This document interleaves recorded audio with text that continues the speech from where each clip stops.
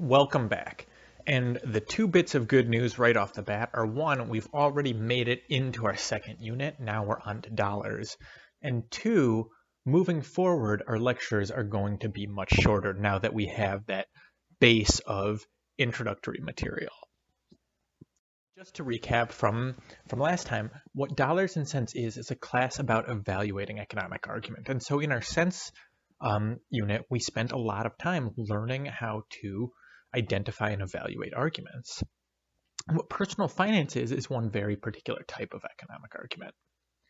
So in order to evaluate these economic arguments, first we need to be able to identify arguments writ large, and second, we need to identify the economic constructs of them.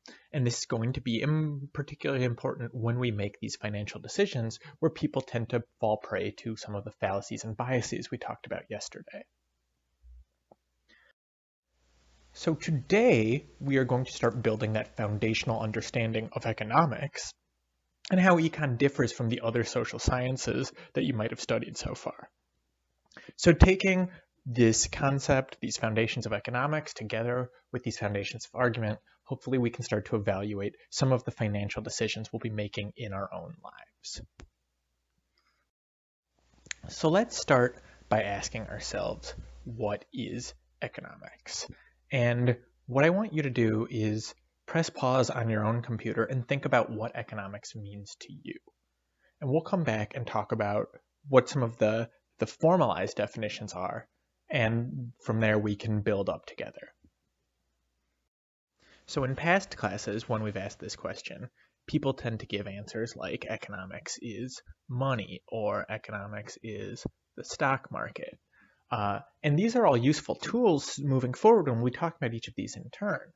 But really, economics stems from a foundational assumption, and that is that we have unlimited wants and limited resources. Our unlimited wants are greater than our limited resources, and this is the notion of scarcity. The fact that we have unlimited wants and scarce means to satisfy them is our foundational economic problem. And given that we have this foundational problem, we can start to study individual and group decision making. And given these decisions that we'll be studying, we can start to look at how and why we make decisions, and we can look at, like I said, group decision making, which leads to exchange and trade between people. So going back to this problem of scarcity, can you think of anything that isn't scarce? And keep in mind, scarce just means there is a limit to it. So even if there exists a great deal of something, if there's a limit, it's still scarce. And we live in a modern world. We're able to produce much more than generations past. But when we think about scarcity, sometimes it's useful to think of the most scarce resource, which is time.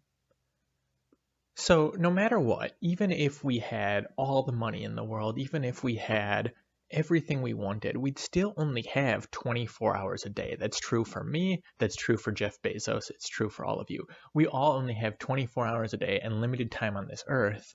And so with this scarce resource of time, we still need to study how and why we're going to make the decisions we make.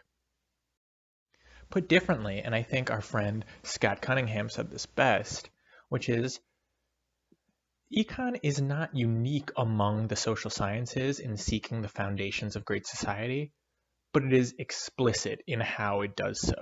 We have unique concepts that help us understand what that means, and which separates this class, CORE180, our other econ classes, from the other social sciences.